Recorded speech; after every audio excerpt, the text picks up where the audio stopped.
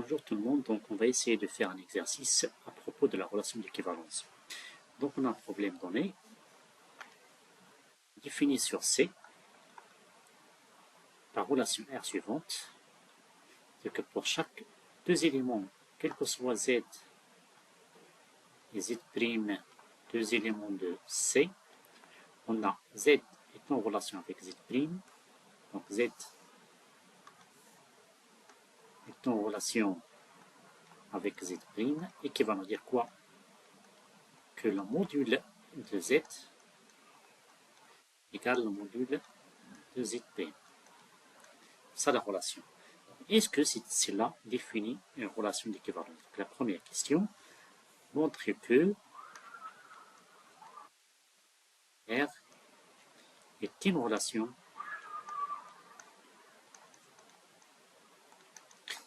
d'équivalence. Ça veut dire on va montrer quoi? Donc on a montré trois propriétés. Est-ce qu'il est réflexif? R est-elle réflexif?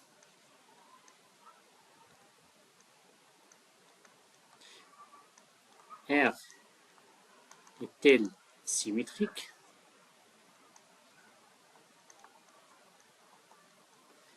R est-elle transitive? En général, réflexif, ça veut dire quoi?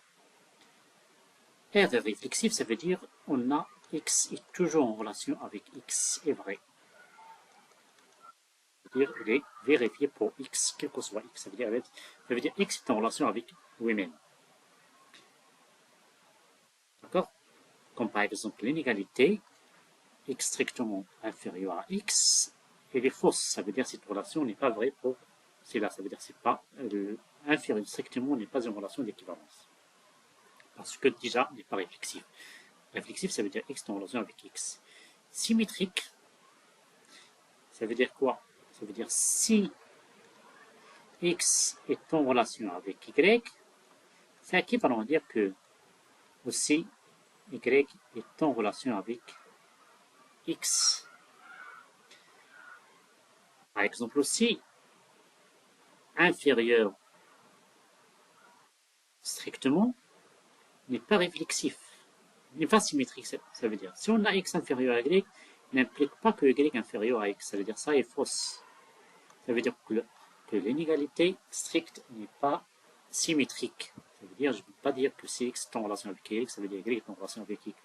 Transitif, si X est en relation avec Y, et ça veut dire les deux, Y est en relation avec Z, ça implique que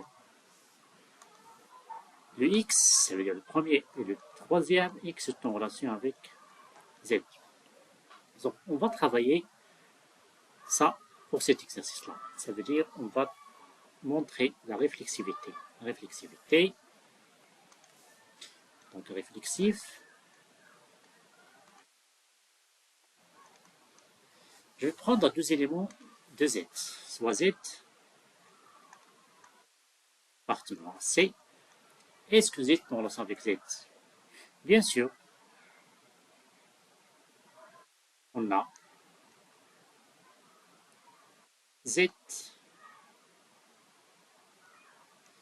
égale le module de Z. Donc, j'ai rien à montrer ici parce que déjà, on a seulement la valeur absolue, le module de Z qui est égal déjà à Z, et par suite, ça équivaut à dire que Z est en relation avec Z. Ça veut dire que Z est égal au module de Z. Donc, la réflexivité, j'ai rien à montrer, donc elle est déjà vérifiée. Pour ce qui concerne symétrie, la symétrie, je prends deux éléments. On suppose que soit Z et Z', deux éléments de C, avec Z égale à Z'. C'est-à-dire qu'on a Z est en relation avec Z'. Est-ce qu'on a l'inverse? Ça veut dire, est-ce qu'on a Z' est en relation avec Z'? Donc, je peux changer ça. Ça implique que qu'on a déjà, donc j'ai rien à montrer aussi, on a déjà Z' est égal à Z. Ça veut dire, soit je commencer par Z de Z', c'est pareil. Ce qui est équivalent à dire que aussi de Z' est en relation avec Z. Ça veut dire on a la symétrie, ça veut dire si Z est en relation avec Z', ça équivalent à dire que Z' est en relation avec Z. On a même l'équivalence. Donc, on a la propriété de la symétrie est vérifiée. Je passe pour montrer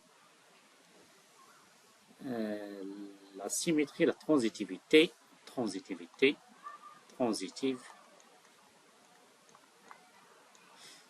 Je vais prendre trois éléments, soit Z, Z' et T, trois éléments de C, avec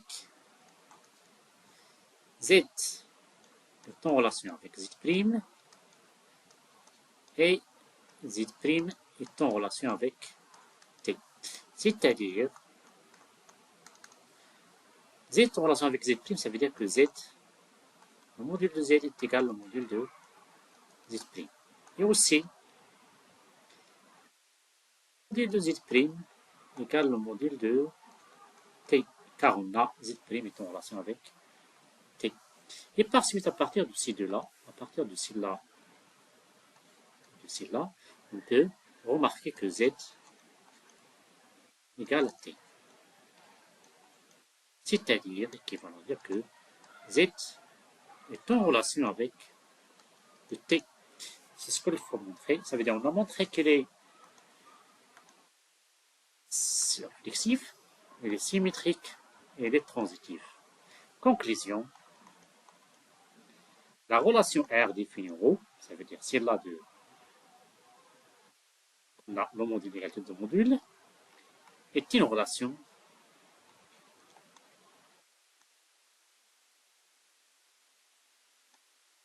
d'équivalence. Sur C, bien sûr. Donc la première question est terminée. Je vais voir c'est quoi la deuxième question. Déterminer la classe d'équivalence de Z qui appartient à C. La classe d'équivalence. La classe d'équivalence d'un élément, donc deuxièmement, la classe d'équivalence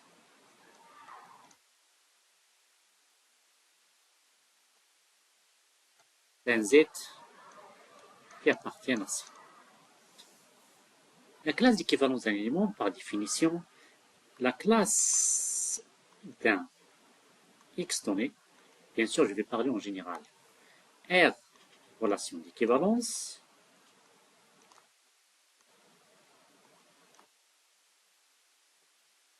la classe d'un X donné, avec X appartenant sur E,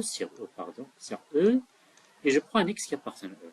La classe du X, ça veut dire que je note comme ça O, parfois on la note par X point, parfois on la note par X bar, c'est l'ensemble des éléments Y, tels que X est en relation avec Y, c'est ça en général. Donc tous les éléments tels que X est en relation avec ce Y-là.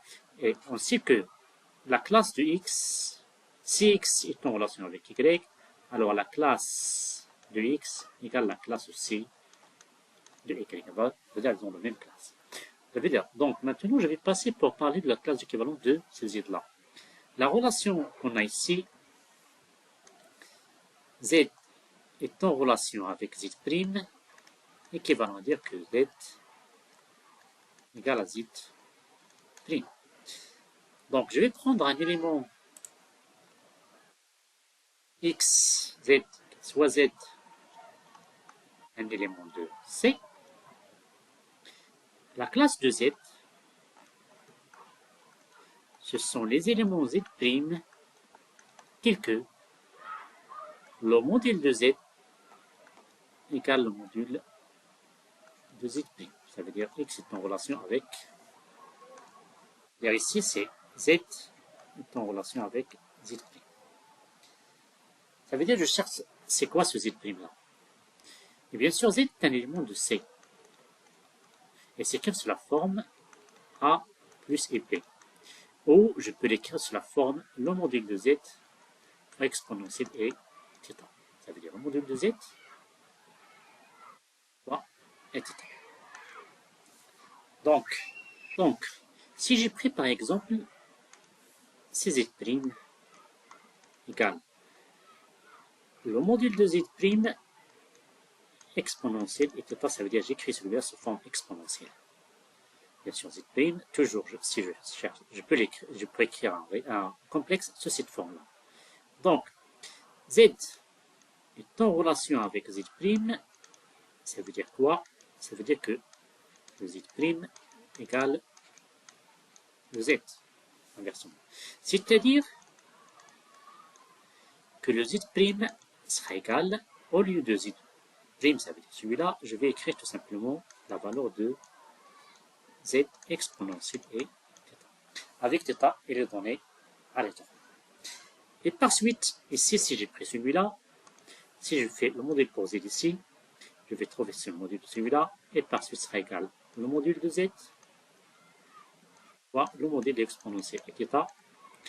Ça veut dire c'est exactement le z fois le module de θ, ça veut dire c'est 1, parce qu'on a ici 1.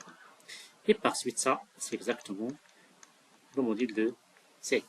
Et par suite, les éléments z que je peux prendre, ce sont exactement celles qui s'écrivent sous la forme suivante. Z exponentielle, etc. Et par suite, la classe de z, c'est exactement l'ensemble des z' qui s'écrivent sous la forme z exponentielle, etc. avec θ qui appartenant à R. C'est un angle donné aléatoire. Et par suite, c'est quoi cet ensemble-là? C'est exactement l'ensemble des éléments de cercle, c'est le cercle de centre 0 et de rayon Z. Ça veut dire le modèle de Z. Ça veut dire que ce sont les éléments qui s'éloignent de centre avec le même angle, le même rayon R qui est égal à la valeur absolue de Z, ça veut dire le module de Z. Et par suite, la classe que je cherche, c'est celle-là. La classe de Z donnée, c'est cette classe-là. C'est l'ensemble des réels, des complexes qui constituent le cercle de centre 0 et de rayon Z. Donc, ici, on a fait un exercice sur la relation d'équivalence suivante et bon courage à la prochaine fois.